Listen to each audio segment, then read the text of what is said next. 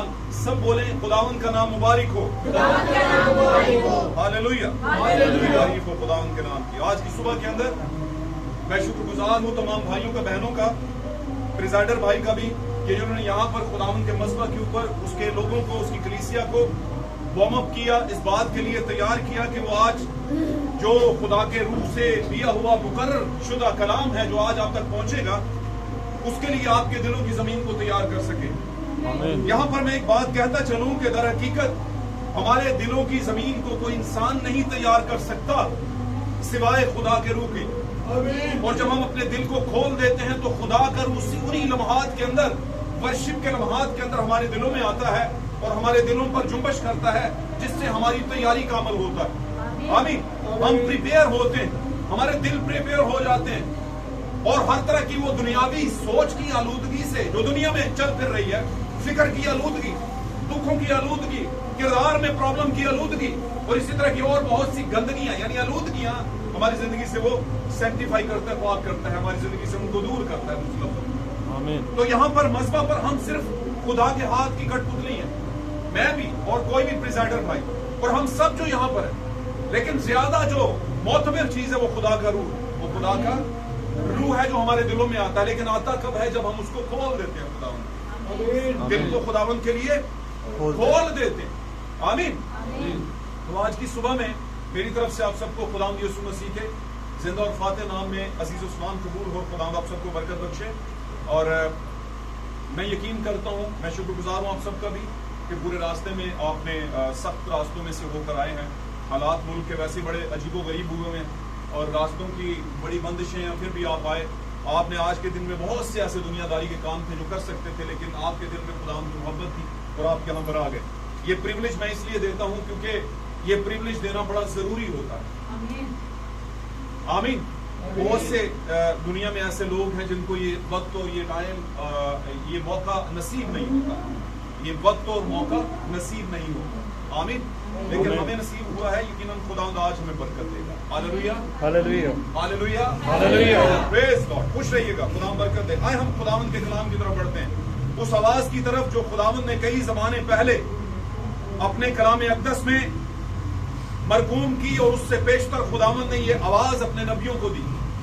आमीन। और उन नबियों के जरिया से अपनी कौम को दी और कौम में कौन उस आवाज को जो है बयान करते थे? उस जमाने के पादरी यानी काहिन, कहानत करने वाले।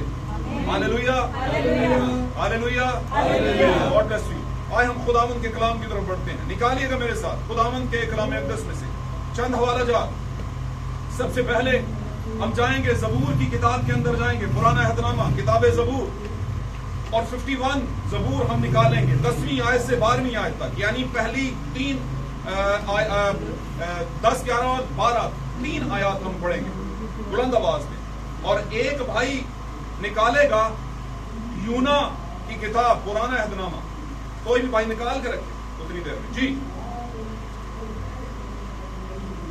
ऐ खुदा मेरे अंदर पाक दिल पैदा कर, ऐ खुदा मेरे अंदर पाक दिल पैदा कर, और मेरे बातिन में अज़सरे नो मुस्तकीम रूह डाल। और मेरे बातन यानी अंदर यानी पोशीदगी में अज़सरे नो यानी शुरू से कर शुरू, और मुस्तकीम यानी पाक और मजबूत रूह पैदा कर। मुझे अपने हुजूर से खारिज ना कर। दिस इज इट, ये है कि मुझे अपने हुजूर से खारिज ना कर। जी। और अपनी पाक रूह को मुझसे जुदा ना कर। और अपनी पाक रूह को मुझसे जुदा ना कर। पढ़ते जाइए। अपनी नजात की शादमानी मुझे फिर अनायत कर। और अपनी नजात की शादमानी फिर मुझे अनायत कर। और मुस्तैद रूह से मुझे संभाल। और मुस्तैद रूह से यानी के मजबूत, पायादार, वफादार रूह से मुझे क्या कर? संभाल। आमीन, आमीन। एक और हम निकालेंगे यूना नबी का सहीफा, हम निकालेंगे यूना नबी की किताब चैप्टर 1 और 3 से तीसरी आयत से 6ठी आयत तक पढ़ दीजिए। कोई भी भाई जो निकालता है, जैसा भी पढ़ा जाता है पढ़िए जी, ऊंचा पढ़िए। यूना नबी पीछे से भी कोई भाई पढ़ सकता है। पहला बाब। हाँ जी, पहला बाब ये उसकी आयत, उसकी तीसरी आयत से 6ठी आयत तक। जी।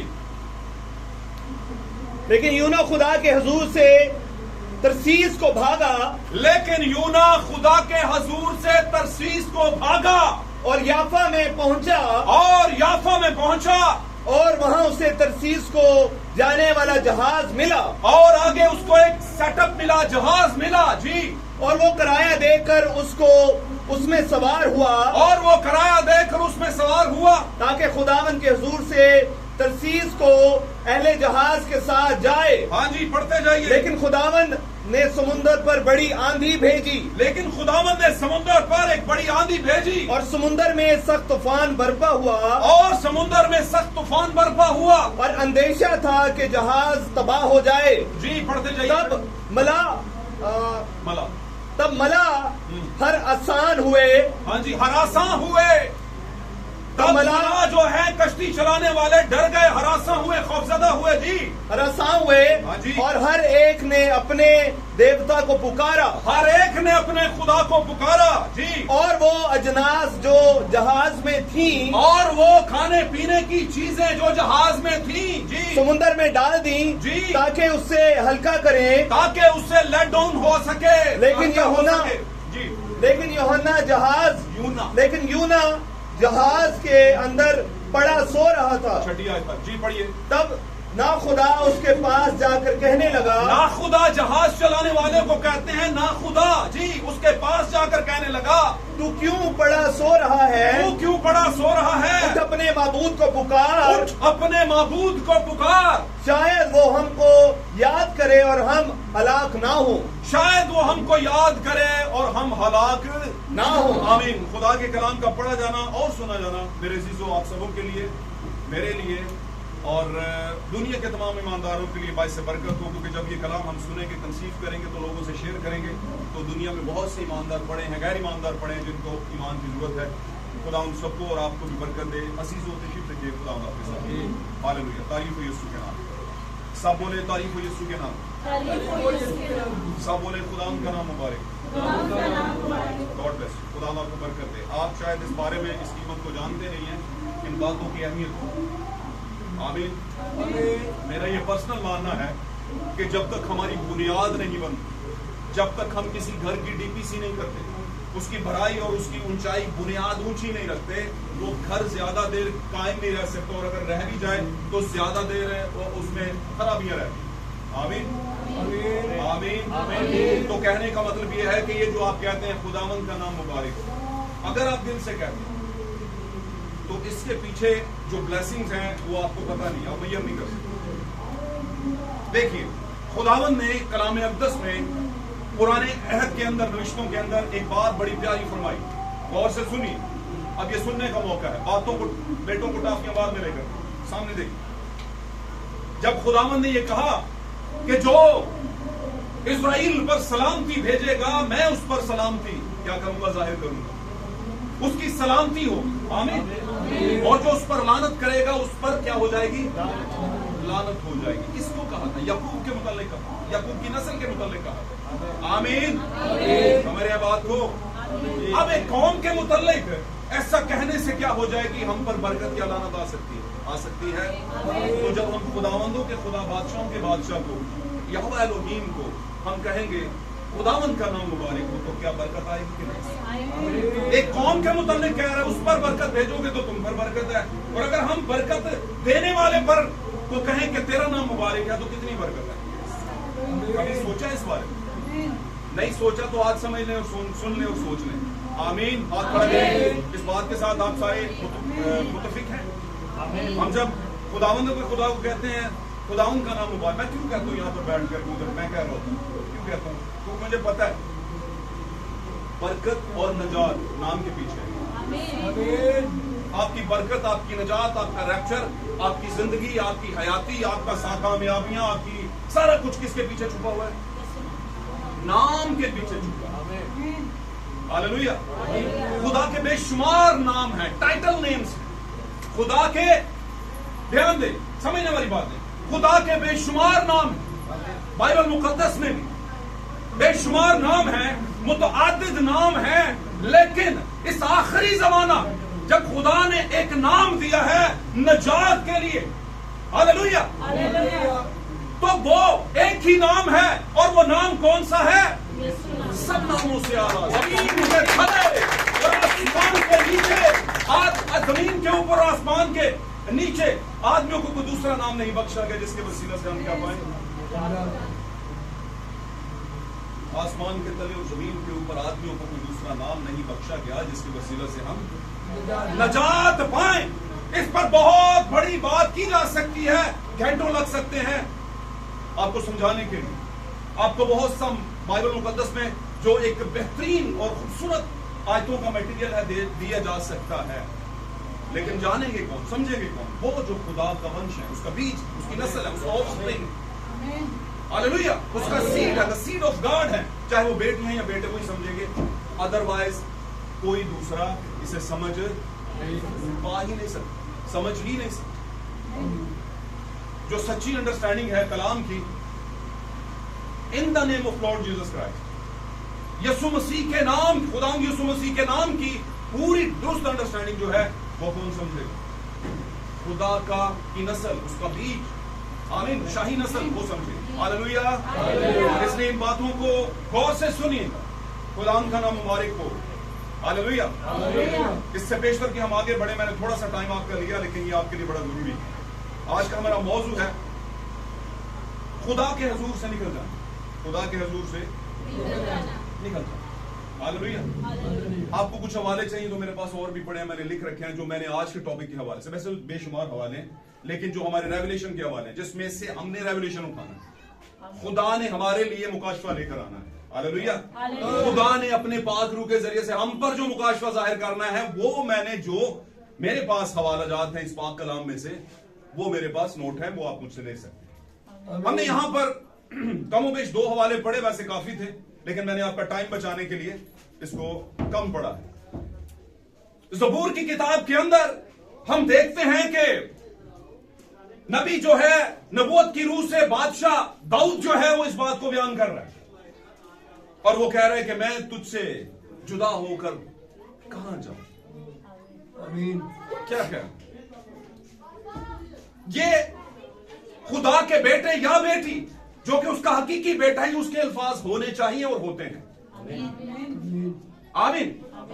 लोग कहते हैं वो बच्चा क्या कह रहा था, वो कह रहा था जी मैं आपका बेटा हूं, मैं बेटी हूं। कहते हैं अच्छा उसकी बातें बताओ, जब बातें बताई गई तो कहता है नहीं ये मेरा बेटा, ये मेरी बेटी नहीं। मैं आपको छोटी सी मिसाल देता हूं, शॉर्ट टाइम देता हूं। पिछले दिनों में हम अपनी एक सिस्टर के घर गए, तो वहां पर एक उनका बेटा है, तो वो मीडिया का उसमें वीडियोस वगैरह बनाता है। तो कहते हैं उसने अपने घर में कहा, हैदराबाद मुल्तान की तरफ वो गया था, हैदराबाद या मुल्तान की तरफ, तो उसने कहा वहां पर एंड टाइम मैसेज के कुछ लोग थे, उनकी बहुत बड़ी कन्वेंशन थी, तो मैं वहां पर उसको कवर अप करके आया, यानी कि वीडियोस उनकी बना के आया। तो उसकी मामा बता रही है वो तो आप ही के मैसेज के थे। मैंने कहा अच्छा ऐसे कैसे हो सकता है, हमारे मैसेज क्यों, हमें ना पता हो? क्यों जी, हमारे पास वो पूरी लिस्ट पड़ी है इन सब की।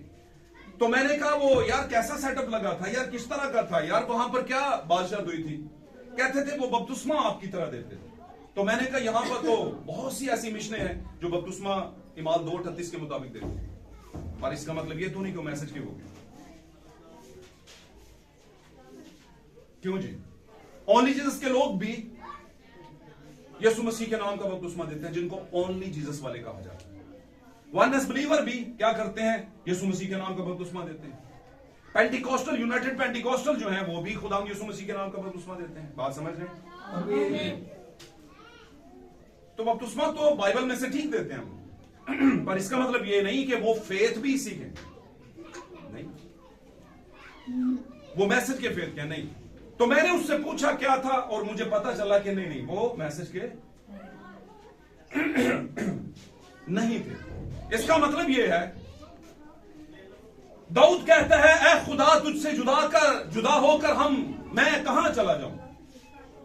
उसने कहा पाताल में चला जाऊं, वहां पे भी दूर है, कहां पर छुप जाऊं। और ये गीत भी आप गाते हैं कि नहीं? इसका मतलब है वो इस बात पर ध्यान दिलवाने की कोशिश कर रहा है कि मैं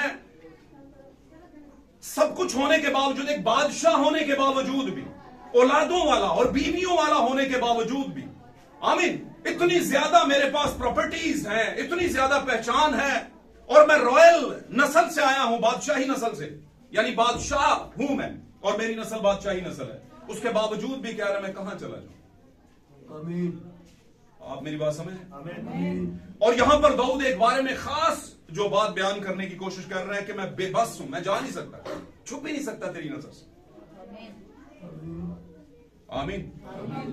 अब ये इतना बड़ा इकरार है, इसका मतलब है कि हम 7 पर्दों के पीछे छुप कर भी कहीं पर चोरी चकारी या कुछ भी 19-20 कर रहे हैं। आमीन। आमीन। तो कोई है जो हमें देख रहा है। आमीन। और ये बात मैं गुनाहगारों के लिए नहीं कह रहा, ये बात मैं गुनाहगारों के लिए, गुनाहगार जो लोग हैं, माजमन सिंफुल लोग जो हैं, गुनाह जो करते हैं, जो गुनाह को इजी लेते हैं, मैं उनके लिए ये बात।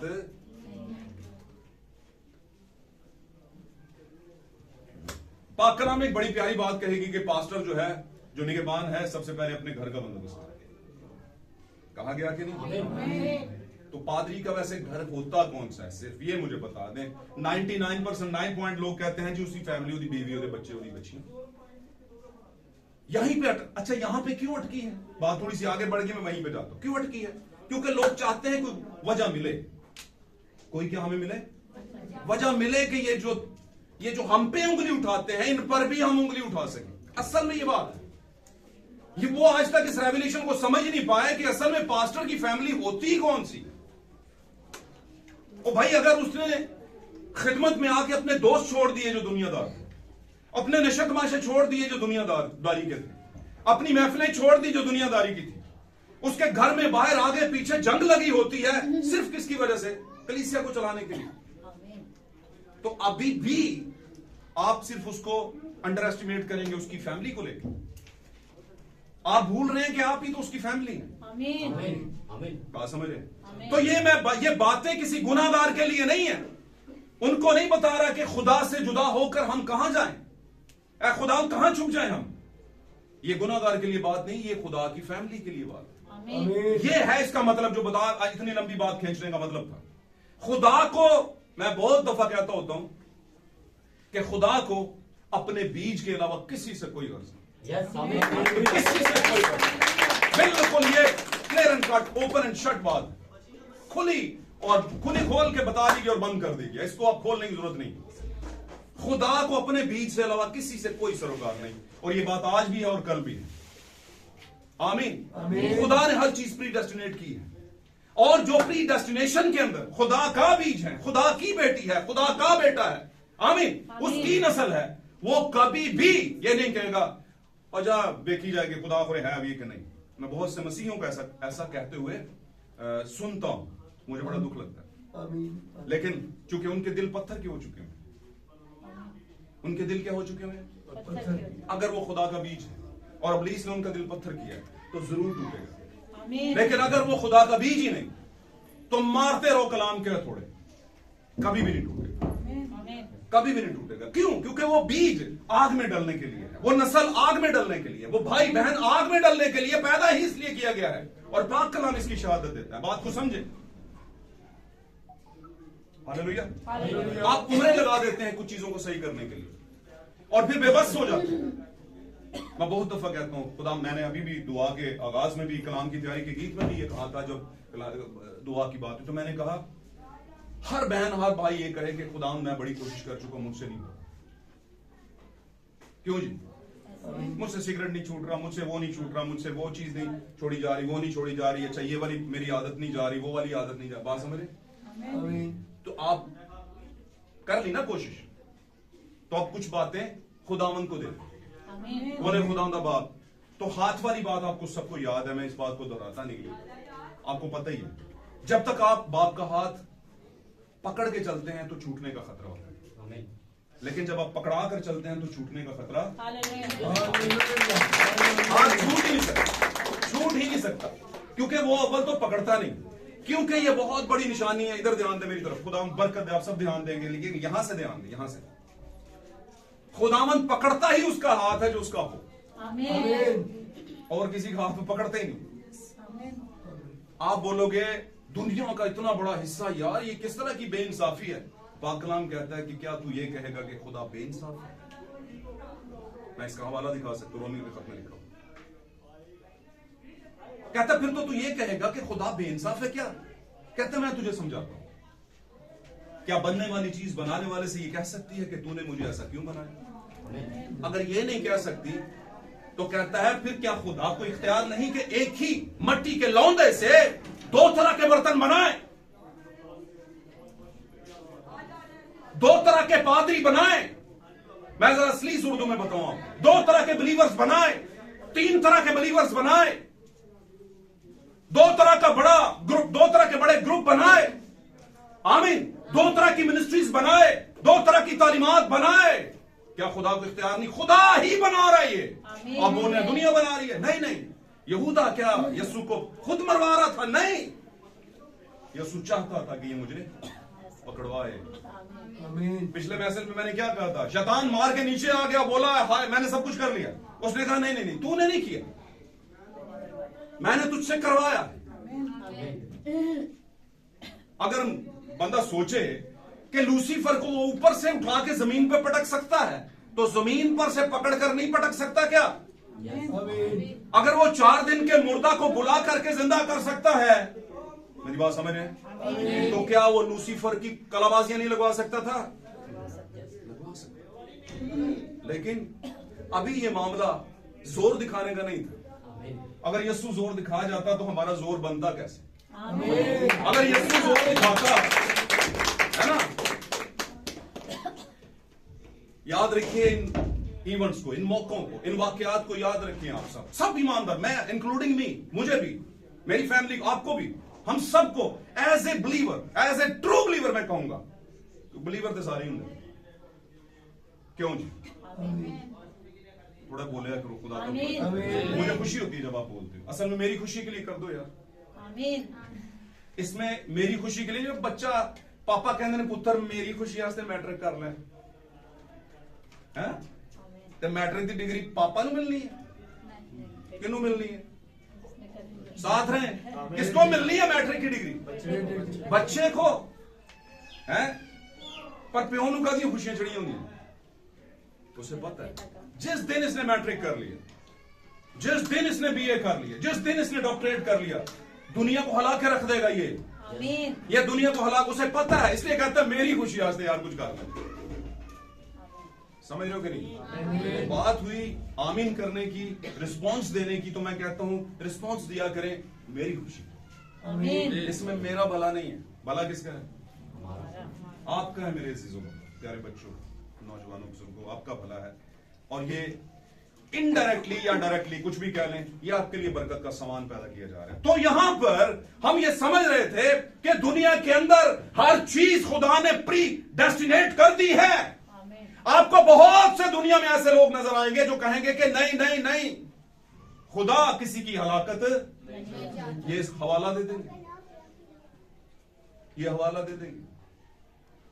अगर खुदा किसी की हलाकत नहीं चाहता, क्यों जी? बात समझ रहे हैं? तो फिर खुदा ने अदन के अंदर नेकी और बदी की पहचान का दरख्त लगाया ही क्यों? पतरस से 3 बार इनकार करवाया ही क्यों? फिरौन के दिल को खुद ही सख्त और खुद ही नरम क्यों किया? बात मेरी समझ रही? आमीन।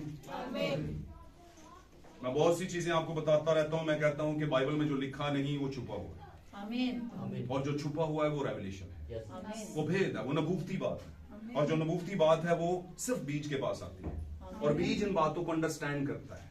लोग बहुत से हवाले जाते हैं, क्या लूसीफर में, लूसीफर जब मैं कहता हूं मतलब शैतान गिरा हुआ, जिसको गिराया गया, आमीन, क्या उसने यीशु मसीह से आर्गुमेंट नहीं किए, यीशु मसीह से क्वेश्चन आंसरिंग नहीं की जब यीशु मसीह रूह की अदालत से निकले और बियाबान में चले गए? क्या हुआ था कि नहीं? तो क्या चीजें कोड कर रहा था वो? कौन से कोड दे रहा था? कहां से दे रहा था? किसी और किताब से? क्या कहां से दे रहा था?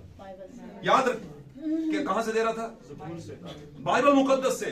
उसने कहा तेरे मुतल्लिक ये लिखा है, ये लिखा है, ये लिखा है, कहा था कि नहीं? तो इसका मतलब है बाइबल में लिखा है खुदा ने दुनिया से ऐसी मोहब्बत रखी कि उसने अपना इकलौता बेटा बख्श दिया क्या इस बात को इब्लीस पढ़ता है, जानता है, समझता है कि नहीं? समझता है। और वो इब्लीस क्या करता है, वो इस बात को कलीसियाओं में के दिमागों में डालता है कि यहां पर पक्के हो जाना। यहां पर क्या हो जाना? पक्के हो जाना। और जब यहां पर पक्के हो जाते हैं कि खुदा ने दुनिया से ऐसी मोहब्बत रखी कि उसने अपना इकलौता बेटा बख्श दिया, तो इसको पक्के तौर पर इस तरह समझना कि पूरी दुनिया के लिए खुदा ने क्या दी है? जान दी। और जब ऐसा वो समझ लेते हैं, पक्के हो जाते हैं, तो फिर उनकी सुई वहां से आगे पीछे नहीं होती। खुदा ने दुनिया से जो मोहब्बत रखी है, उसी दुनिया के मुतल्लिक क्या है? थोड़ी देर बाकी है कि दुनिया मुझे, लेकिन तुम मुझे। मोहब्बत दुनिया से कैसी रख ली भैया आपने? अगर दुनिया से मोहब्बत रख ली है, तो फिर दुनिया आपको क्यों नहीं देखेगी? क्या उस दुनिया में सदूम और मूरा आते हैं? क्या उस आते हैं? दुनिया में ही आते हैं ना, इसी दुनिया में थे ना सदूम और मूरा। क्या उस दुनिया में कायन और हाबिल आते हैं? क्या उस दुनिया में 12 कबीले आते हैं? क्या उन कबीलों के साथ खुदा का कोई वादा है? क्या उस दुनिया में ईसाऊ और याकूब आते हैं? क्या उस दुनिया में इसहाक और इस्माइल आते हैं? क्या उस दुनिया में मुख्तलिफ मज़ाहिब और मसीहत आती है? जब मैं मसीहत की बात करता हूं तो फौरन अंडरस्टैंड करें कि ये वो रवायती मसीहत नहीं है, ट्रेडिशनल कस्टमेटिक, जिसको आप कस्टम एंड ट्रेडिशंस कहते हैं, रवायतों और जो तहजीबों की मसीहत है, वो वाली नहीं मैं कह रहा। रवायतें समझते ना, बड़ी पुरानी रवायत है, कहते होते हैं कि मैं पंजाबी थोड़ा जा शकील पंजाबी समझाने की कोशिश करना। ये ते बड़े नस्लों तो रवायत है जी भाई जी, ये हुण किंज छड्डीए, ये ते साडी तहजीब दे विच, तहजीब समझदे हो ना, नस्लों तो कोई काम कोई रस्मां चलदियां आंदियां होण, ये तो तहजीब है भाई। तो ये मैं तहजीबी और रवायती मसीहत की बात नहीं कर रहा, मैं सच्ची मसीहत की बात को। सच्ची मसीहत हमेशा अपने जमाने के कलाम के साथ चलती है। उसे पता है कि मूसा को जब कलाम दिया तो उसे कहा कश्ती बना, सॉरी नूह को जब कलाम दिया तो उसको बोला कश्ती बना। मूसा को जब कलाम दिया झाड़ी में से, उसको बोला आसा पकड़ और चला जा। और उनको बोल, इब्रानियों का खुदा कहता है कि मेरे लोगों, ये मिनिस्ट्री थी उससे दी गई। आमीन। उन्हें पता है जब यूहन्ना आया तो उसे जंगलों में भेजा गया और वो चला गया रूह की हिदायत से, और जब टाइम वक्त मुकर्रर आया तो निकल कर आया सामने, और निकल कर आकर के मंजर पर कहता है तौबा करो क्योंकि आसमान की बात शरीफ। फर्क तरह की मिनिस्ट्री। आमीन। वक्त बढ़ता गया, चलता गया, और मेरा और आपका यीशु आ गया। जब यीशु आ गया तो मैं तो वहां पे नहीं था कहीं भी नहीं। एक हवाले से मैं वहां पे कहीं भी नहीं। आमीन। लेकिन दूसरे हवाले से जब कायनात बन रही थी तब मैं भी था और आप भी थे। और ये वाला जो दूसरा हवाला, ये बहुत मजबूत है। मुकद्दस पौलुस फरमाते हैं खतूत के अंदर, वो कहते हैं जिसको उसने आगाज ही से जाना उनको बुलाया भी, और जिनको बुलाया उनको मुकर्रर भी किया, और जिनको मुकर्रर किया उनको इख्तियार भी बख्शा जी, ताकि खुदा के बेटे यीशु मसीह के हम मिरास हो सकें। और जब मैं बेटे की बात करता हूं तो रूह की बात नहीं करता, क्योंकि रूह कौन है? खुदा है। और वो रूह, जब खुदा रूह बेटे में आ जाता है तो बेटा क्या बन जाता है? खुदा। क्योंकि कैरेक्टर के अंदर कौन आ गया है? खुदा। क्योंकि काबिलियत किसमें आ गई है? खुदा वाली बेटे के अंदर। और जब बेटे के अंदर आई है काबिलियत, तो बोलता कौन है? उसने कहा जो काम मैं करता हूं मैं नहीं करता, बल्कि बाप मुझ में रहकर अपने काम पापा जी कर रहे हैं अंदर। आमीन। बात समझ आ रही सबको? खुदा बरकत दे। जब आप आमीन बोलते हैं तो मतलब इसको कहते हैं खुदा यही सच है। और वैसे ही मैं कोई अपनी जेब से तो कोई जाती तफसीर तो नहीं है। क्या कलाम की कड़ी से कड़ी नहीं मिल रही? मिल रही है कि नहीं मिल रही? तो हम इस बारे में थोड़ा सा निकलेंगे आगे। खुदा की हजूरी से निकल जाना, हम वहीं पे आ जाते वापस। यहां पर हमने देखा कि दाऊद कह रहा है, ए खुदावंद मैं तुझसे दूर रहकर कहां चला जाऊं? जुदा होकर कहां जाऊं? आमीन। कुछ यही वाले अल्फाज आगे चल के मुकद्दस पतरस, आमीन, जो कि ब्राइड चर्च की अलामत है। मैंने पहले भी कई बार कहा है, पतरस 12 में से ब्राइड चर्च की अलामत है। हर चीज अपने अंदर एक रेवलेशन रखती है। अगर आप रेवलेशन को पकड़े तो, और अगर आप रेवलेशन को नहीं पकड़ते फिर हर चीज आपके लिए सिलेबस है। क्यों जी? मैं काफी महीनों तो ये बात कहता आ रहा हूं कि सिलेबस में और रेवलेशन में फर्क है।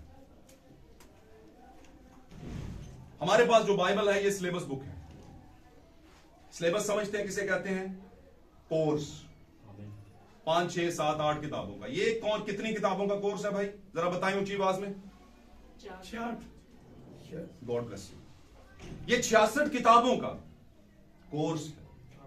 शुरू होता है इब्तदा से, नर्सरी से। और नर्सरी किसे कहते हैं? नर्सरी का लफ्जी मतलब क्या है? इब्तदा, पैदा होना, कोंपल का फूटना, निकलना, नर्सरी। बात समझ रहे हैं? और ये नर्सरी जो है, नर्सरी में जो पैदा होते हैं उनको किसी नर्स की जरूरत नहीं होती। मैंने कहा जब नर्सरी बच्चा जब पैदा होता है तो उसे किसी ना किसी की नर्सिंग की जरूरत पड़ती है। पैंदी है कि नहीं? तो इसका मतलब है इब्तदा से शुरू हुआ। और पैदा कौन हुए थे? कौन हुए थे पैदा? आदम और हवा पैदा हुए। खुदा के पहले 2 बच्चे। समझो आंटी गाल दी। उनको नर्सरी में एक बात बताई गई, सब दरख्तों के फल खा, ये ना खा। ये कोर्स था उनको दिया। बात मेरी समझ रहे? वहां से चला मामला, ऐसा चला, गिरते पड़ते यीशु तक आ गए। गिरने के बाद की बात, जब गिर पड़े गुनाह में, गिरते पड़ते कहां पर आ गए? यीशु तक आ गए। हालेलुया। दावे काफी बड़े उन्होंने पढ़े बीच में, लेकिन पढ़े किसके मुताबिक? एक ऐसी हस्ती के मुताबिक उन्होंने दावे पढ़े कि सादक गिरेगा, खुदा उसे उठा खड़ा करेगा, है ना। दाऊद ने कहा मैं बच्चा था अब बड़ा हो गया हूं, लेकिन मैंने खुदावन के बेटों को यानी ईमानदारों को, उनकी बात कर रहा हूं, कभी खुदा की नस्ल को क्या है टुकड़े मांगते हुए इतने बड़े दावे। पर ये दावे पढ़ते तो थे लेकिन समझते तो समझाएगा कौन? कौन समझाता है? उस्ताद कौन है भाई? सब। हाँ जी। तो रूह कुदस जो समझाने वाला है वो स्पेसिफिक कुछ लोगों को समझाता रहा है, और समझे बगैर आपका रैप्चर नहीं। ध्यान ना सुनियो गल भाइयों बहनों। रैप्चर किसे कहते हैं? उठाया जाना, रूह में उठाया जाना। जैसे एलिया उठाया गया रूह में, आमीन। हनूक उठाया गया रूह में, हालेलुया। कुछ ईमानदार यीशु मसीह की पहली आमद के ऊपर जब यीशु गया आसमान पर, उठाए गए रूह में, हालेलुया। तो रैप्चर जो है वो रेवलेशन के बगैर है ही नहीं। और रेवलेशन किसका? आप कहते हैं सवाल हल करो, तो तुझे कहते सवाल दसो क्यों जी? कैसे कहते सवाल कोई नहीं, हल करो। मतलब समझे हो? आप कहते हैं सवालों के जवाब दें, साल हो गया आपको पढ़ते, तो आप बोलते हैं ठीक है सवाल बताएं, किसमें से सवाल निकालने हैं? बोले कि बस सवालों का जवाब दें। भाई जवाब किसका दें? बात समझ आ रही सबको? इसका मतलब है कोई रॉ मटेरियल होगा तो उसको बिल्डिंग बनाएंगे ना। कोई बजरी सीमेंट कोई रहे तो कोई पानी तानी कोई मिस्त्री कोई दो ते बनावांगे ना भाई। हवा में बनाओ, हवा में नहीं बनती। इसका मतलब रेवलेशन कहां से आता है? क्यों जरूरत पड़ती है रेवलेशन की? जरूरत क्यों पड़ती है? क्यों जरूरत मुकाशफा की पड़ती है? क्यों पड़ती है जरूरत के इस सवाल का मतलब निकाला जाए, खोला जाए इस बात को? क्यों पड़ती है? क्योंकि खुदा चाहता है कि ये बात खुले इन पर। ये जो मैं बात कर रहा हूं ये बात किस जिम्मे में की गई है, किस एंगल में की गई है, इसलिए जरूरत पड़ती है। और रेवलेशन, उस बात का रेवलेशन यानी कि वो जो कलाम सुनाया गया, जो नबूवत की गई है, उसको खोलता कौन है? कौन खोलता है? खुदा कर। मुकाशा की किताब में लिखा है कि मोहरों को तोड़ने वाला कौन है? कौन है? बर्रे ने पहली मोहर तोड़ी, खोली, तोड़ी बल्कि तोड़ी। जब पहली मोहर तोड़ी तो बीच में से क्या निकल रहा है? रेवलेशन। जब दूसरी मोड़ तोड़ी के बीच में से क्या निकल रहा है? रेवलेशन, मुकाशफा निकल रहा है। लोग कहते हैं नहीं, ये मुकाशफा की किताब ही मुकाशफा है। क्यों जी? ये मुकाशफा की किताब ही मुकाशफा। मैंने कहा इसको हम ये तो समझ सकते हैं कि एक डब्बा है, उसके अंदर एक डब्बा है, और उसके अंदर क्या है? आपका फल है, आपका गिफ्ट है। बात समझ रहे? तो अगर यूहन्ना पर आसमान की कुछ बातें उसको नजर आई, उसने लिख ली, और कुछ लिखने लगा, उसने कहा मत लिख। समझ आ रही गलती? तो कुछ बातें आसमान की जो होते हैं, आसमान की स्पेशल बातें, आने वाले वक्तों की बातें, व्यू में, रोया में, आमीन, निशानों में उसे दिखाई गई। तो ये पूरा मुकाशफा नहीं था, इन मुकाशफात का भी खोलना था एक और डब्बा। आमीन। क्योंकि अगर आप ये समझ लेते हैं कि ये मुकाशफा जो यूहन्ना पर उतरा यही मुकाशफा है, दैट्स इट, हम इसके अलावा कुछ नहीं मानते। वो से लोग दावा करते हैं और बड़े तड़ले ना करते हैं, बहुत तड़ले से ये दावा करते हैं, कहते हैं कि मुकाशफा बस आ गया यूहन्ना के ऊपर, अब क्या खोलोगे? क्यों जी? तो मैं कहता हूं अगर लिखा है कि कसबी हैवान पर बैठी है तो खोलने की जरूरत क्या है? लबो कसबी फिर केड़ी, और भाई दा लबड़ी नहीं केड़ी है जो उन्हें कह दे आप ही सामने आ जाएगी। हैं? एक किंज दी तलीम खुदा मुकाशफे दे रहा, सानू कसबियां पीछे लाया था। कसबी समझते हो? दुनियादारी सानू कहता रहता बुराई के कोल नहीं जाना, बुरी नीयत से देखना ही, बुरे बुरे लोगों के पास नहीं जाना, और यहां पर कसबी की बात। तो ये बात करने का मकसद यह है कि नहीं भाई, अभी फोल्डर 1 खुला और फोल्डर 2 खुलेगा, लेकिन फोल्डर 1 से लेके 7 तक जब खुलते हैं तो ये है कलीसियाई जमाने, और खोलने वाला कोई आया है जिसको बोला गया कि खोल इन बातों को। मेरी बात समझ रहे? हालेलुया। मेरे जीजो, कुछ बातें बीच में ज्यादा गलबा इख्तियार कर गई हैं रेवलेशन को लेकर के और नस्ल को लेकर के, इसलिए मैंने वो बयान कर दी। बुनियादी हमारा जो टॉपिक था वो था खुदा के हजूर से निकल जाना। आमीन। मुकद्दस पतरस कहता है खुदावंद तुझे छोड़कर हम कहां जाएं, क्योंकि जिंदगी की बातें तो ये कुछ ऐसे लोग हैं दोनों जो कह रहे हैं हम नहीं जाना चाहते। एक कह रहा है जा ही नहीं सकता, कहां जाऊं?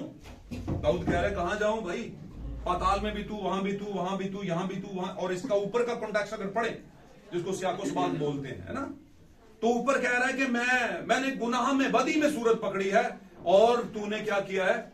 बदी में सूरत पकड़ी, और तू वहीं वहां पर भी मुझे जानता, यानी कुछ नहीं छुपा मेरा भाई। और पतरस की बात करें तो पतरस को जब यस्सु को छोड़कर 70 चले गए, बड़ा मजमा छोड़कर चुनाव का चला गया, तो वहां पर पतरस ने इस बात को बयान किया यस्सु के सवाल के जवाब में। यस्सु ने कहा क्या तुम भी मुझे छोड़कर चले जाना चाहते हो? क्या ख्याल है? तो पतरस निकला और पतरस ने कहा खुदावंद हम तुझे छोड़कर कहां जाएं, जिंदगी की बातें तो तेरे पास है। तो ये दो हैं जो मान रहे हैं कि जिंदगी की बातें यस्सु के पास हैं, और दूसरा कह रहा है, दाऊद कह रहा है कि हम तुझसे छुप ही नहीं सकते, जा ही नहीं सकते। आमीन, हालेलुया। लेकिन कुछ ऐसे हैं जो कोशिश कर रहे हैं कि जरा निकल के देखिए, समझ आ रही है? और वो कौन है?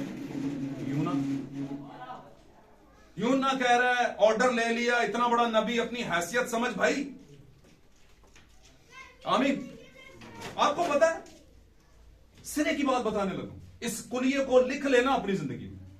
बाइबल का कोई भी नबी, हमारे जमाने तक भी जितनी नबूवत आई, नबी जो है वो जजमेंट की अलामत है।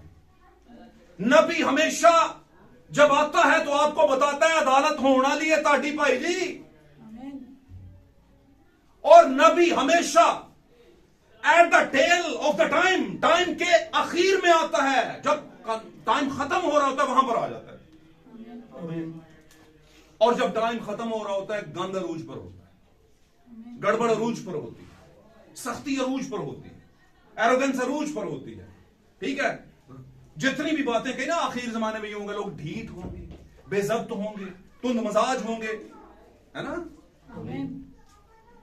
खुद पसंद होंगे, है ना, तिबी मोहब्बत से खाली होंगे, मां बाप के नाफरमान होंगे, बहुत सी ऐसी चीजें वो सारी जब टेल के टाइम पर आती हैं, टेल मतलब आखिरी टाइम पर आती हैं, तो वहां पर क्या आ जाता है?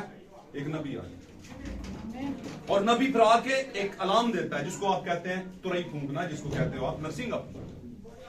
हालेलुया। हमें इससे कोई गर्ज नहीं कि वो नबी आया कहां से। अगर वो कलाम के मुताबिक और कलाम से उसका मेल खाता है तो वो नबी है। क्यों जी? अगर कलाम उसको प्रूफ करता है, उसके कलाम किसको प्रूफ करता है? कलाम अपने कलाम को प्रूफ करता है। और कलाम में लिखा है उसके अबशारों की आवाज से गहराओं गहराओं को पुकारते हैं। गहराओं क्या है? जहां तक आपकी रसाई नहीं होती, लेकिन उस गहराओं में किसकी रसाई है? खुदा के रूह की।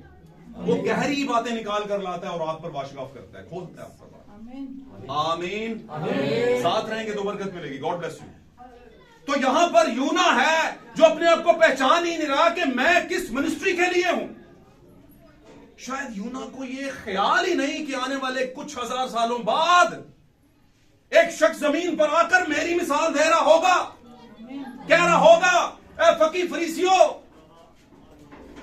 तुम निशान तलब करते हो, तुम्हें यूना नबी के निशान के अलावा कोई निशान नहीं दिया जाएगा। क्योंकि जैसे यूना 3 दिन और रात मछली के पेट के अंदर रहा, वैसे ही इब्ने आदम 3 दिन और रात जमीन के नीचे के इलाका में रहेगा। और यूना को पता ही नहीं, यूना कभी उधर नास रहा है, यूना कभी उधर नास रहा है। यूना तेरे वास्ते रिकॉर्ड सेट होने लगा है। अगर तूने इस मिनिस्ट्री को घूम फिर के आके कर दिया तो आने वाली नस्लों में किताबों में तेरा नाम सुनहरी रूप में यीशु मसीह अपने साथ पैराबल करेंगे, तुझे कंपाइल कर लेंगे। बड़ी बात। आप में से किसी के बारे में यीशु मसीह आने वाले वक्तों में एक मिसाल देंगे, जैसे भाई अब्बास है ना, जैसे बेटा उमर, जैसे भाई साहब, जैसे उसने ये किया वैसे ही मैं दोबारा करूंगा। तो आपके लिए तो यही बड़ी बात है कि आपका नाम लिया गया है किसी जमाने में किसी के सामने। जैसे भाई मुश्ताक, जैसे भाई उमर, जैसे भाई शहजाद। और हम क्या कर रहे होते हैं? हम भागते फिर रहे होते हैं खुदा से, क्योंकि कल की बाबत खुदा जानता है। आमीन। हम नहीं जानते, लेकिन इतना जानते हैं कि आज के दिन में जो कुछ हमने दिया उसे अगर हम थाम लेंगे तो खुदा हमें ज्यादा का मुख्तार बनाए ही बनाएगा। बात मेरी समझ रहे हैं? वो बनाएगा। तो यहां पर ये शख्स है, भाग रहा है और भाग कर किस सेटअप पर चढ़ गया? कौन से सेटअप पर चढ़ा है?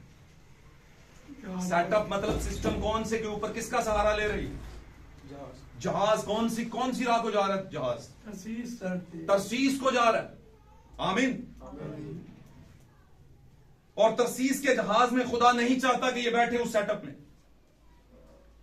खुदा की मर्जी से मुनहरफ होकर इसने गर्दन कशी करके एक जहाज पकड़ा है पार लगने के लिए।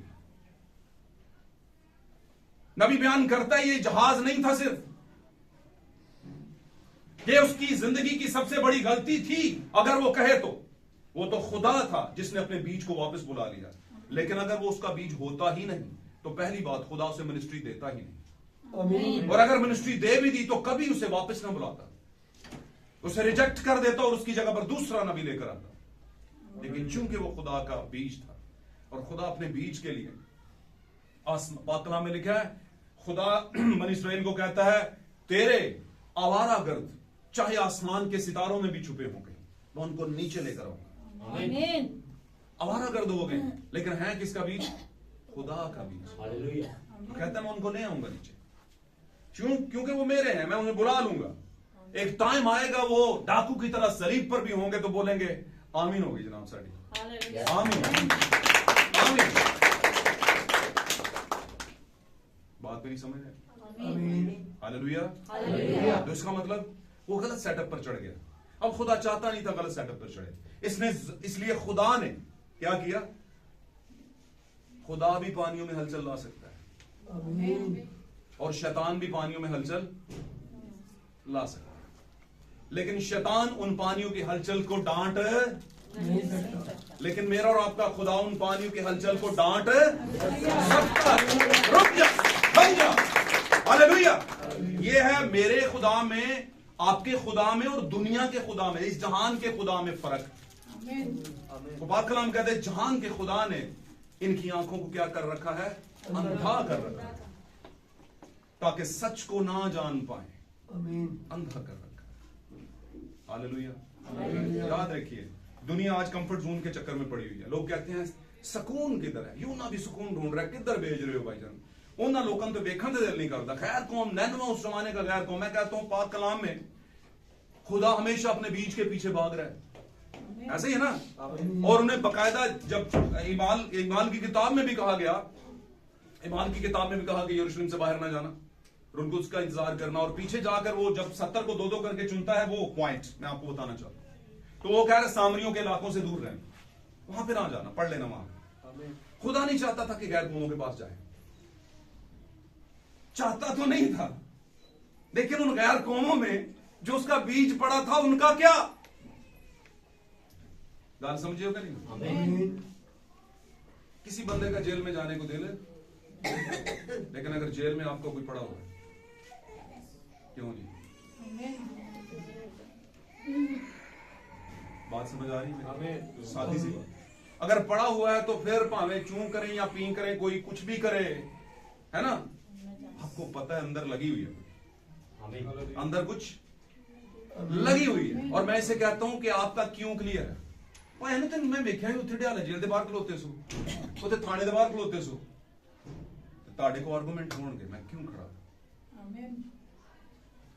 मेरी बात समझ रहे हैं? तो आपका क्यों क्लियर हो तो फिर अग बल दी होए और बच्चा उत्थे वे, फिर तुम जाओगे आगे। लेकिन ताड़ा जे क्यों ही नहीं क्लियर है, क्यों जाइए? अच्छा उत्थे की काम, उत्थे क्यों, इत्थे क्यों, उत्थे क्यों? क्यों माने, क्यों माने हम इस जमाने की नबूवत को? इसका मतलब आपका क्यों क्लियर नहीं हुआ। क्यों माने हम सरपंच सीड को? इसका मतलब आपका क्यों क्लियर नहीं अभी तक। अब अभी तक भी आदम और हवा को एप्पल खिला रहे हो, सेब खिला रहे हो।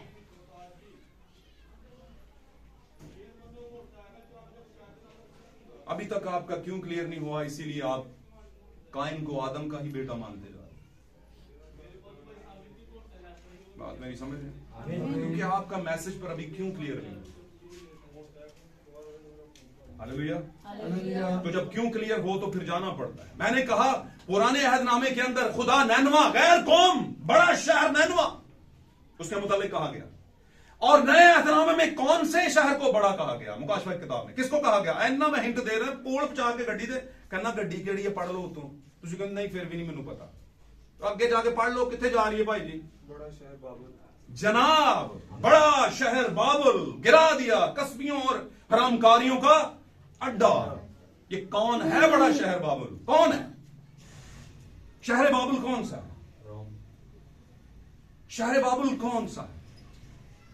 ये मैं अब किसी शहर, किसी पिंड इलाके की गल नहीं करन दिया।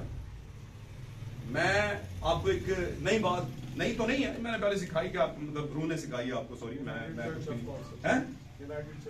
United world churches council, UWCC।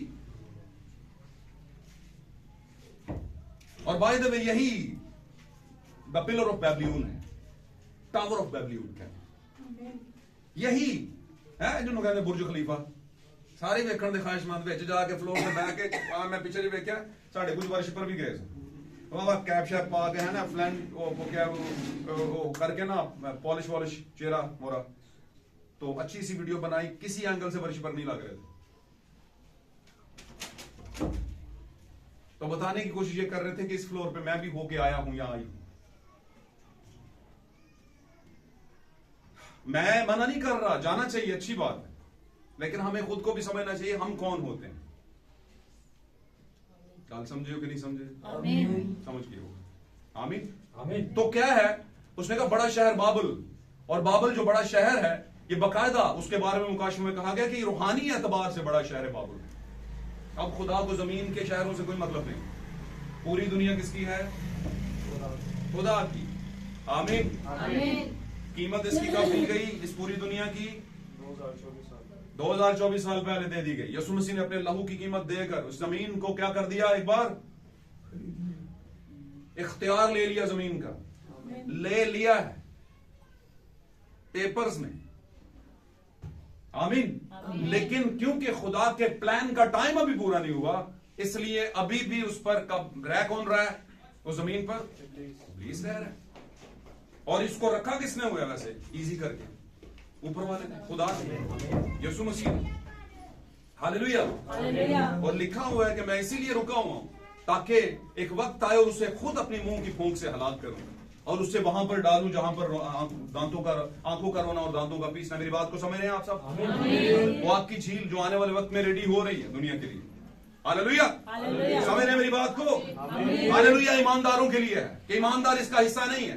तो बड़ा शहर बाबुल, नए हदरों में लिखा गया बड़ा शहर बाबुल गिरा दिया गया, कसमियों और हरामकारियों का अड्डा। मतलब आज अगर पूरी दुनिया में बड़ा शहर बाबुल है तो वो कोई इलाका नहीं है, वो सिर्फ रोम नहीं है या रोमन सेटअप नहीं है, सिर्फ नहीं, वर्ल्ड यूनाइटेड चर्चेस काउंसिल है, UWCC है, जिसको लोग कहते हैं कि ऐसे शामिल हो जाते सती खैरा में, और जो शामिल नहीं होगा उसका हुक्का पानी क्या हो जाएगा? सॉरी ये लफ्ज मैंने बोल दिए। मतलब उसका जितनी भी खिदमत है वो क्लोज। आपका जो मुल्की तौर पर सरकारी लेवल पे जाके एक कानून बनेगा कि बंद करो इन्होंने चर्च, क्योंकि ये उसका हिस्सा नहीं है। गल समझियो? नबी ने एवं तो नहीं ना क्या पाक कलाम दी भुख बड़ी। ओ बोलो क्रिश्चियन होंदे हो तुसी सारे, बोलो लगनी है, सिर्फ तानू ही लगनी है, और भी किस्म लगनी है कि नहीं? भुख पाक कलाम दी भुख बड़ी, पाक कलाम ना लभ्यो रब सीटी मार के दुनिया दे अलार्म लोकी दूर खुदा तो सारे विच गुनाह दे मोए ने इन्ना वल पहाड़ा भजना है दुनिया दे अलार्म। मेरी बात समझ? ढूंढेंगे भाईजान केड़ा जिंदगी दा कलाम जेड़ा कहंदे ने कोई रैप्चर भी देंदा, केड़ा जिंदगी दा कलाम, बात को समझे। ये बातें हवा की नहीं, ये बातें बकायदा हैं। ये हवा बातें नहीं कर रहा मैं आपसे, ये बातें बकायदा लॉजिकली भी और सबसे बढ़कर स्पिरिचुअली प्रूव्ड बातें, ये सुपर नेचुरल बातें। भाई ब्रानो अपने एक मैसेज में कहते हैं मेरी बातों को इजी मत लेना, मेरी बातें 10 से द लॉर्ड हैं। खुदावन यूं फरमाता है। इस लेवल पे जाके उन्होंने क्या कर दिया? दावा कर दिया। और ये दावा कोई नबी कर सकता है, कोई नहीं कर सकता। एलिया से कहा जा एजबिल और अखीब से जाकर के खुदावन यूं फरमाता है कि 3.5 साल तक जमीन पर ओस का एक कतरा तक नहीं बहेगा, और मैं देखता हूं कि तुम्हारे माबूद जिनको तुम अपने नबियों को उठाए हुए 450 नबी हैं तुम्हारे एजबेल के दस्तरखान पर खाने वाले। और बाय द वे ये एजबेल कौन है? ये भी पैराबल है, ये भी एक तमसील है किसकी? World UWCC, United world churches council की। अब बोलेंगे इसका बड़ा नाम ले रहे हैं आप, क्या मुखालफत है? मुखालफत है भाई, मुखालफत किसी इंसान से नहीं है। मुखालफत किससे है? कलाम के अगेंस्ट जो भी आएगा वो पाक कलाम में लिखे। यीशु ने कहा जो हमारे साथ नहीं वो हमारा खिलाफ है, और जो हमारे साथ बोता नहीं वो बखेरता है। ये किसने कहा था वैसे? किसने कहा था? यीशु मसीह ने। ये खुदावंद यीशु मसीह ने कहा था। खुदावंद यीशु, very good, God bless, God bless. Message में आने का मतलब है नहीं कि बाइबल ही पढ़ना शब बंद करो, जोड़ मुकाशफात ही लाने ने, बाइबल भी पढ़ा करो, क्योंकि मुकाशफात प्रूफ किसको करेंगे? बाइबल को। आप बोलेंगे बड़ी माड़ी गल की थी, बाइबल को प्रूफ करना से मुकाशफात की लोड़ है। तो मैं कहूंगा ਤੁਹਾਡੇ ਕੋਲ अगर पूरा 35-40 किताबों का बैग भरिया होए, क्यों जी? ते जाओ रोज ही स्कूल लाख रुपया फीस पूरा साल दी जाए हैं, ते उन्हां सवालों के जवाब ही कोई ना होण, कोई हल कराने वाला ही ना होवे, ते तुसीं कोई एडी माड़ी लाखां रुपए दी किताबां लईआं, लाखां रुपया फीस लाई है, टीचर ने दिता फलाना ढमकाना। बात समझ रहे हो कि नहीं समझ रहे? आमीन। ओ भाई आपने लगाई है, वो पूरा काम नहीं था, लेकिन उसके बगैर अगला काम भी नहीं था। अगर ये बाइबल ही ना होती तो मुकाशफा कहां से आता? आमीन। अगर सिलेबस ही नहीं है तो सवाल कहां से आएंगे, और अगर सवाल नहीं तो जवाब कहां से आएंगे? आमीन।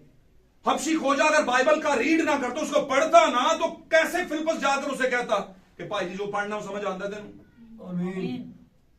और वो चूंकि हम्बल रूह थी, है ना, एक हम्बल स्पिरिट थी, हम्बल स्पिरिट खुदा चाहता है, पैसे वाला है ना, सारा कंदाके दी मलका दा वजीर, रथों से जा रहा है, कोई कमी नहीं, कोई कुछ नहीं, है ना। आमीन। लेकिन चूंकि बीज था, काला चिट्टा नीला पीला जो भी हो, इंसान होते हुए वो खुदा का क्या था, द सीड ऑफ गॉड था, खुदा का बीज था। आमीन। जैसे ही फिलिप्पुस ने उससे पूछा, तुझे समझ आ रही है जो तू पढ़ रहा है? कहता है ऐसे कैसे हो सकता है जब तक कोई मुझे समझाने वाला नहीं। आमीन। हालेलुया। क्या हम में से कोई ऐसा समझता है? क्या ऐसी कहने ऐसी सब समझते? जिस दिन हमने ये समझ लिया कि हम सब समझते हैं, तो बात कलाम में लिखा है, पौलुस ने कहा, जैसा कि तुम समझते हो कि तुम सब जानते हो, वैसा तुम सब जानते नहीं। आमीन। क्योंकि जानता सिर्फ एक ही, और वो यीशु मसीह। सातों कलीसिया ज़मानों में कह रहा है, लेकिन मुझे तुझसे एक शिकायत है। मैं जानता हूं कि तू ऐसा है, मैं जानता हूं कि तू ऐसा है, लेकिन मुझे तुझसे ये शिकायत है। मैं जानता हूं तक कि तू ऐसा है। जानता कौन है? वो सिर्फ कौन जानता है? खुदावंद का खुदा, यीशु मसीह जानता है कि कौन क्या है। आमीन। इसलिए हमने कभी भी खुद को अपर दर्जे पर ले जाने की कोशिश नहीं करनी। ये काम खुदा पर छोड़ दे, वो ले जाएगा। हालेलुया।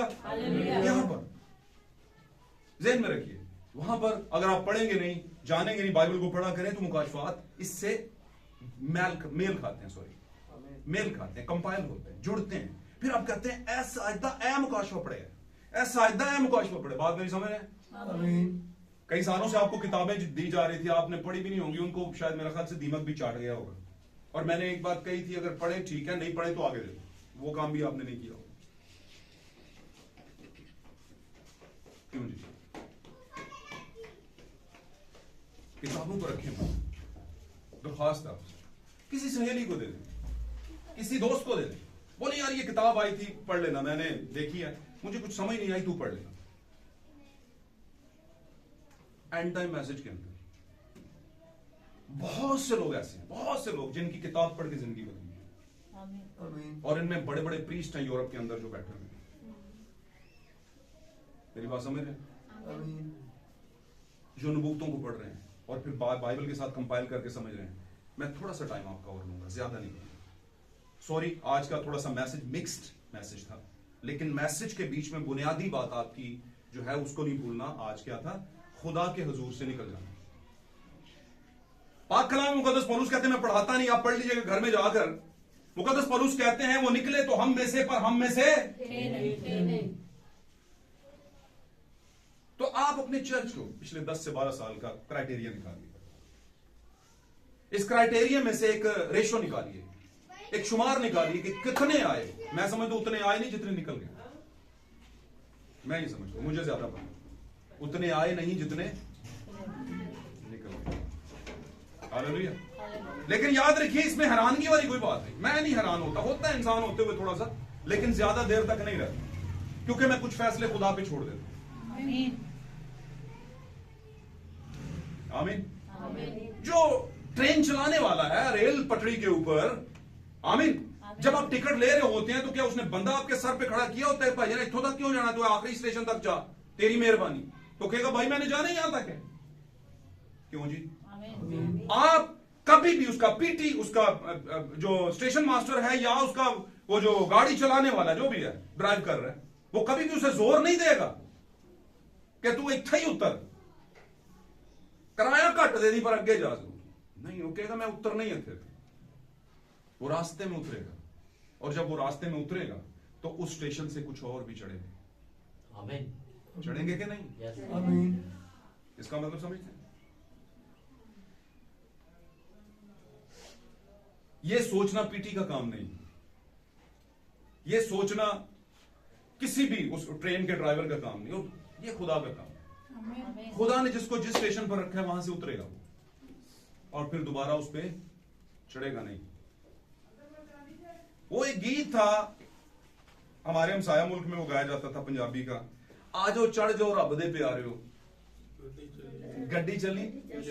और जो यस्सु नाम की गाड़ी में बैठते हैं ना सही वाले, ठीक है, उतरते नहीं फिर। आमीन। मंजिल तो आई कोई नहीं, उतरना कितने, मंजिल तो आई कोई नहीं, उतरे किधर? बात समझ रहे हैं? आगे बढ़ते हैं। जो निकले इसलिए क्योंकि वो हम में से थे नहीं, निकले इसलिए क्योंकि वो हम में से थे नहीं। ये चलता रहा सिलसिला। यीशु के दौर में भी आए बहुत थे लेकिन निकल गए। बड़ा हिस्सा क्या हो गया? निकल गया। निकलने वालों को ऐसे लगा कि ये बातें थोड़ी सी अजीबोगरीब हैं, इन बातों को लेके कैसे होगा, कैसे चलेगा। भाई ब्रैनम कहते हैं अगर उनके जमाने के अंदर उन्होंने कहा, अगर अपने एक मैसेज में कहते हैं अगर आज के जमाने, यानी आज का नहीं कह रहे, उस वक्त का कह रहे, अगर आज के जमाने में लोग डिनोमिनेशंस को छोड़ के, मिशन को, तंजीमों को छोड़कर, तंजीमी कलीसियाओं को छोड़कर मैसेज में आ जाए तो एक बहुत बड़ा लॉस होगा उनको। और वो क्या होगा? उनकी तनख्वाहें बंद हो जाएंगी, उनके मिनिस्ट्री के जो बड़े बड़े बजट आ रहे हैं वो बंद हो जाएंगे, उनका जो एक बहुत रख रखाव है वो खत्म हो जाएगा। और एक चीज जब ऐड हो, क्यों खत्म होगा? वजह क्या? वो भी तो पादरी, आप भी पादरी है ना, वो भी मसीही, आप भी मसीही। नहीं नहीं, ये नहीं है खाली। जब वो कलाम करेगा तो वो कलाम जो है वो दुनिया के फ्रेम में, मिशनों के फ्रेम में फिट होने वाला नहीं है। वो कलाम ब्लंट कलाम होगा, और नबी की मिनिस्ट्री हमेशा ब्लंट होती है, रहमदिल नहीं होती। आज तो ये भी गलत ध्यान ना सुन लो। आमीन आमीन। क्या नबी रहमदिल होते हैं? नहीं। कहीं पर होते हैं तो मुझे जरा दिखा दे। एक बंदा कहना है भाई, तो रास्ते की बात है, और हम इस पर फिर इसके बाद फिर खत्म करते हैं क्योंकि टाइम 12 से ऊपर हो गया। तो क्या हुआ कि एक बार एक हमारे भाई थे, तो उन्होंने एक बात कही। उन्होंने कहा यार ये कैसा नबी?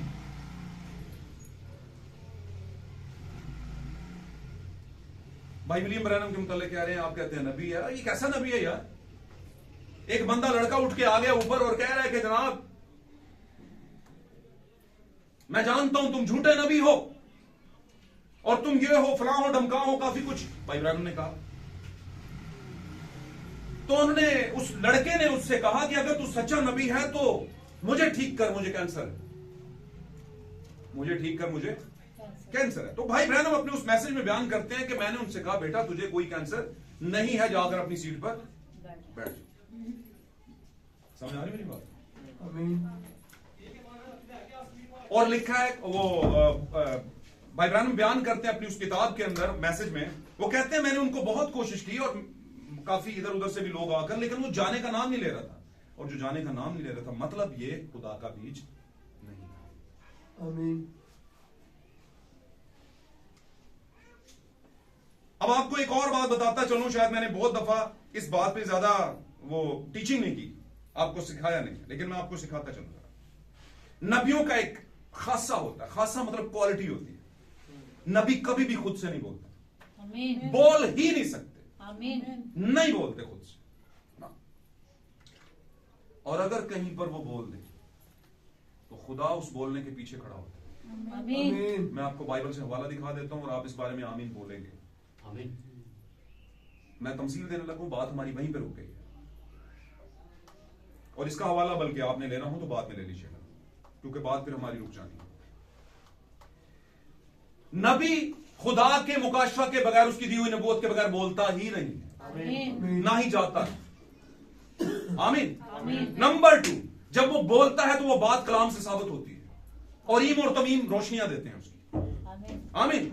नंबर 3, अगर वो बोल दे, इख्तियार वाला नबी, खुदा का भेजा हुआ नबी कुछ बोल दे, खुदा के दिए हुए इख्तियार से कुछ बांध दे, खुदा उसके पीछे खड़ा हो जाता। और मूसा के मामले में यही हुआ। हालेलुया। जब फकीर और फरीसियों ने आकर सवाल किया, उसने कहा कि तलाक के मुतालिक तेरा क्या ख्याल है कि हर सबब से इंसान, मर्द अपनी बीवी को छोड़ सकता है, किसी भी सबब से? उसने कहा, यीशु ने कहा नहीं, मगर सिर्फ हरामकारी के बाद छोड़ सकता है। उन्होंने कहा फिर तेरे नबी, उनका कहने का मतलब यही था कि मूसा ने जो शरीयत दी उसने क्यों कहा है कि तलाक देकर। अब यीशु ने यह नहीं कहा कि उसने गलत कहा। कभी भी सच्चा नबी सच्चे नबी को रद्द नहीं करता। आमीन। हम करते हैं, कलीसियावां दे पहले दिन तो नबियां नु मार दिए हैं। यीशु ने कहा तुम यार कबरां दे उत्ते करांडे हो पेंट है ना, इन्हीं को मारा है तुम लोगों ने, इनको तुम नहीं मारा। अब ऐ यरूशलेम, ऐ यरूशलेम, यीशु ने कहा तू जो नबियों को कत्ल करती आई है, ऐ कौम बनी इस्राएल, तू जो नबियों को मारती है, मारा क्यों? फ्रेम में सेट नहीं हो रहा नबी। किस फ्रेम में? जनाब उनकी ट्रेडिशनली मिशन में सेट नहीं हो रहा, रवायती मसीहत रवायती मजहब में सेट नहीं हो रहा वो, तो उन्होंने क्या कर दिया मार, बल्कि यस्सु को भी बजाते खुद उन्होंने उठा के तो फेंकना चाहा जब उसने ये नविश्ता पढ़ा कि आज ये नविश्ता तुम्हारे दरमियान में ईसा नबी का पूरा हुआ, लेकिन वहां से उठाकर उसे चोटी से फेंकना चाहते थे। जो बाइबल के स्टूडेंट है जानते हैं सारे। हालेलुया। तो मैं वहीं पे चलता हूं, नबी अगर कुछ कह दे तो खुदा उसके पीछे पानी देता है बात को। आमीन। तो मसीह ने कहा, क्यों कहा मैं बताता हूं, कहता हूं उन्होंने तुम्हारी सख्त दिली के सबब से ऐसा कहा, मगर आगाज से ऐसा ना था। वो ये आगाज कौन सा है भाई? मलाकी को पढ़िएगा, मलाकी में लिखा है, क्यों खुदा ने एक के लिए एक ही को बनाया ताकि खुदा तरस नस्ल पैदा हो। आमीन। खुदा तरसी वाली नस्ल, कितनी शादियां ना होएगी जनाब, लेकिन सख्त दिली की वजह, ये कौन सी सख्त दिली है? ये अंदर का दिमाग, जो दिमाग खराब है और दिल खराब है ना, ये उसकी सख्त दिली है। औरत इल्जाम लो, पता है कि इल्जाम लावांगे तो संसार हो जाएगी, मर जाएगी, दूजी कर लो, फिर दूजी तो लाओ इल्जाम।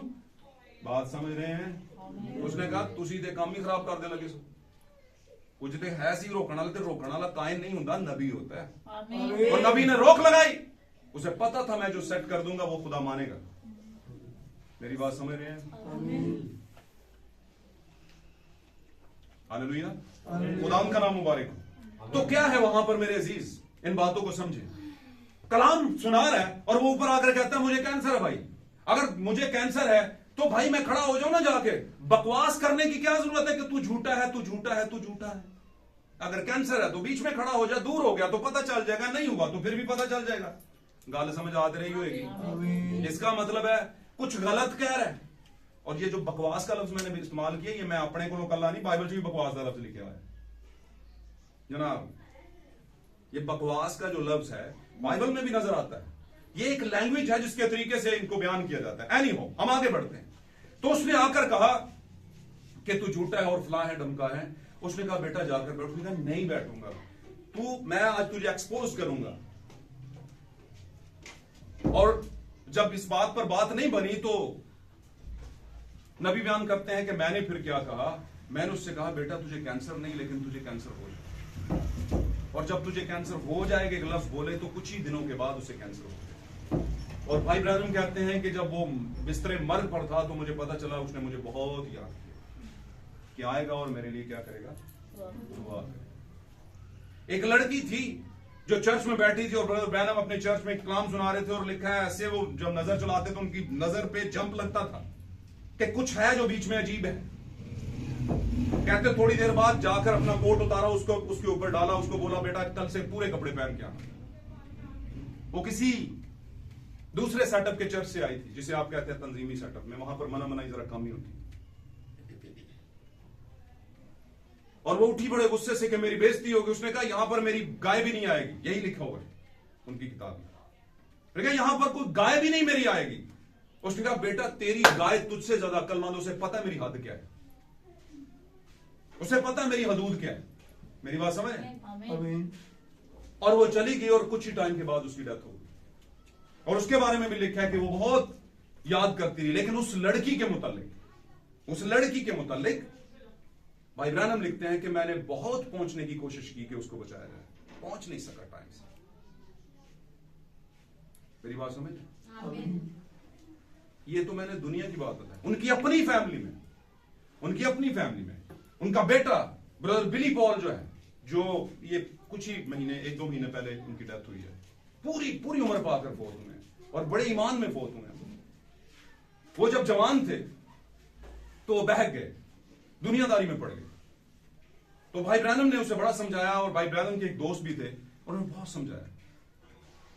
भाई ब्रैनम उसे कहते हैं बेटा मैंने कोशिश कर ली तुझे बहुत समझाने की, तू नहीं समझा, लेकिन एक बात याद रख, तू ऐसे मकाम पे आएगा जब मैं तुझे पकड़ लूंगा। ऐसे मकाम पर आएगा जब तुझे मेरी जरूरत पड़ेगी और मैं तुझे पकड़ लूंगा मतलब तुझे तेरी रूह को बचा लूंगा। और वो ऐसे हालात में चले गए कि बिस्तरे मर्ग पर आईसीयू में पड़े। और भाई ब्रैनम वो ब्रदर बिली पॉल सोचते हैं कि काश मेरे पापा आज ना मेरे लिए दुआ करेंगे तो मैं पक्का ठीक हो जाऊंगा। और जैसे ही कहते हैं वो सोच रहा था तो मैंने दरवाजा खोला और कहते हैं पापा मैं कह रहा था कि आप आ जाओगे, देखा आप आ गया, अब मैं बच जाऊंगा। आमीन। कहते हैं इससे पहले कि तू बचे, मैंने तुझे कहा था ना कि वक्त आने वाला है मैं तुझे पकड़ लूंगा। ये सिर्फ तेरी जीत नहीं है, मेरी भी जीत है। बात को समझे। कभी कभी ईमानदारों की नस्ल जो है उनको ईमानदार बहुत समझाने सिखाने की कोशिश करते हैं, लेकिन ये पहली बार नहीं हुआ। बाइबल मुकद्दस में बेशुमार ऐसे वाकयात हैं कि ईमानदार जिनको सेट किया गया, उनको उसके जरिए से उनको इख्तियार दिए गए, उनकी औलादें इंतहाई गुमराही में गई। मेरी बात समझ। लेकिन खुदा ने उस बीज को जो उस नस्ल का था उसको वापस भी बुलाया। ऐसा नहीं कि वापस नहीं बुलाया, खुदा के हुजूर से निकल जाना। आज दुनिया लगी हुई है खुदा के हुजूर से निकलने की कोशिश में, और लोग समझ रहे हैं कि ये जो कलाम है, और चूंकि दुनिया का भी एक अबलीसी गलबा है, इंसान उतना ताकतवर नहीं जितना ताकतवर क्या है, अबलीस है। और वो इतना डिसेप्शन में लेकर जाता है, उसे इतनी गुमराही में ले जाता है कि वो कहता है ना कि दिमाग, अकल और सारी मामलात क्या हो जाते हैं, बिल्कुल सुध बुध मारी जाती है बंदे की। और इसमें सारी ही कैटेगरी के लोग हैं, बच्चों से लेके बुजुर्गों तक। यहां तक अब टेल टाइम चल रहा है आखिरी जमाने में कि वो बच्चों को भी नहीं छोड़ रहा, सबको गुमराही में लेकर जा रहे हैं। और इस जमाने में बचना सिर्फ एक ही हल है। कैसे बचा जाए? क्या बाइबल को पढ़ने से बचा जाएगा? सवाल है आपके सामने। क्या बाइबल को पढ़ने से हम बच सकते हैं? नहीं। अगर बाइबल को पढ़ने से बच सकते हैं ना, मेरी बात समझ रहे हैं, तो कई हजार सालों से हम बाइबल ही तो पढ़ रहे हैं, हमारी नस्लें पढ़ रही है ना। बाइबल को पढ़ने से बचा नहीं जाता। बाइबल आपको इंफॉर्मेशन देती है। बाइबल आपको क्या देती है? इंफॉर्मेशन देती है कि माजी में खुदा कैसा था, कि वो आज भी है, कल आज बल्कि अब तक यकसा रात तब्दील है, ये बताती है। और फिर अगला कदम आपका होता है। अगला कदम क्या होता है आपका? कि आप उसको किस फेथ पर, किस ईमान पर, किस बिलीफ पर लेते हैं। आमीन। किस लेवल पर जाकर आप उसको देखते हैं, समझते हैं। क्या सिर्फ आए हमारे बाप के तौर पर ही पढ़ते हैं, या कानवे ज़बूर को रट के कुछ पढ़ रहे हैं? मेरी बात समझ। क्या बाइबल सराहने रख के बस कहते हैं ओके हो गया?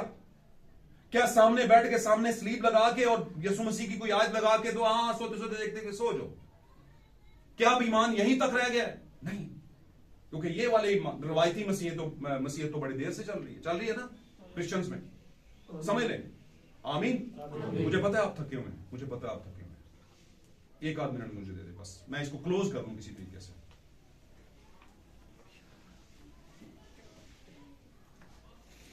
हम मौजू पे रहते हैं, खुदा की हजूरी से निकल जाना। खुदा की हजूरी से निकले हुए लोग हैं। यीशु मसीह कलीसिया में आया कब था? उठाए जाने के बाद कब आया था कलीसिया में? इन्ना आसान कर देता था उनते जवाब दे दो। जब यीशु मसीह उठा लिए गए तो उसके बाद दूसरी बार कब आए? उठा लिए जाने के बाद दूसरी बार कब आए कलीसिया में? बोले 120 की जमात में आए, कलीसिया के अंदर। आमीन। कलीसिया के यहां पर आए, दिल में। समझ आनी गाल दी? नाल रहे हो थोड़ा जिहा बंद करने लगा मैं मामलात में। जो मैं कहा ना मैं खत्म करने लगा, खुश ना होया करो, ठीक है? बस वो जी गल आखिरी है उन्होंने ध्यान ना सुनना। पेंटिकोस्टल दौर जो है वो पहला कलीसियाई जमाना है। पौलुस को उसका फरिश्ता ठहराया गया, पतरस को नहीं, ठीक है? पौलुस एक बड़ा रसूल, नबी। आमीन। रसूल भी था और नबी, नबूवत भी थी उसमें, रसालत भी थी। आमीन। उसके बड़े बड़े दावे। तो पहला कलीसियाई जमाना यीशु कलीसिया के अंदर है, और यीशु कलीसिया के अंदर होकर अपने अमाल करवा रहा है उनसे। ये रसूलों के अमाल जो लिखे हैं, रसूलों का कोई अमाल नहीं, वो अंदर रहकर अमाल करवा रहा था। पहले वो किसके अंदर था? खुदा का रूह बेसिकली किसके अंदर था? मसीह के अंदर। फिर मसीह के अंदर जब हुआ तो मसीह का रूह किसके अंदर आया? कलीसिया के अंदर, पहले जमाने में। आमीन। फिर जब पहले जमाने में आया तो इब्लीस ने जोर लगाना शुरू कर दिया, अब कलीसिया को गड़बड़ में लेके जाओ, करप्ट कर दो, ताकि मसीह जो है वो पाक है, उसका रूह पाक है, वो गुनाह वाली जगह पे नहीं रहता, और कलीसिया में गड़बड़ी पैदा करनी शुरू कर दी। लेकिन सारी कलीसिया करप्ट नहीं हुई, कुछ दाने बीच में ठीक भी रहे, जिनके जरिए खुदा काम करता रहा और बढ़ता रहा। चलते चलते 6 जमानों तक आया, 6ठे जमाने के बाद 7वें यानी मेरे और आपके जमाने तक। आमीन। अब हमारे जमाने के अंदर किताब मुकाशफा के अंदर जाएं आप, 7वां जमाना पढ़े, बात समझ रहे हैं? 7वें जमाने के कलीसियाई फरिश्ता को लिख, तो वहां पर क्या कह रहा है? मैं तेरे दिल के दरवाजे पर खड़ा हुआ क्या करता हूं? मतलब क्या है इसका? मतलब की ये तो अनपढ़ लोग भी समझते हैं, जो घट पढ़े लिखे भैन भी दस सकते हैं। खोलो तो ठीक है, लेकिन पहले जमाने च यसू कलीसिया दे, अंदर आखिरी जमाने च यसू कलीसिया दे, ए गल समझा रहे तुम, समझ आ रही है? आमीन यानी कि इब्लीस ने इतना जोर कर दिया कि हालांकि मुकाशफात इतने बढ़ गए, वक्त के साथ साथ तालीम बढ़ गई, मुकाशफात बढ़ गए, इंटेलिजेंसी बढ़ गई कलीसिया की, बहुत जबरदस्त हो गए इल्म में, पैसे में, है ना, अकल में, पढ़ाई में, इस बाइबल की एजुकेशन बहुत आगे है, लेकिन यस्सु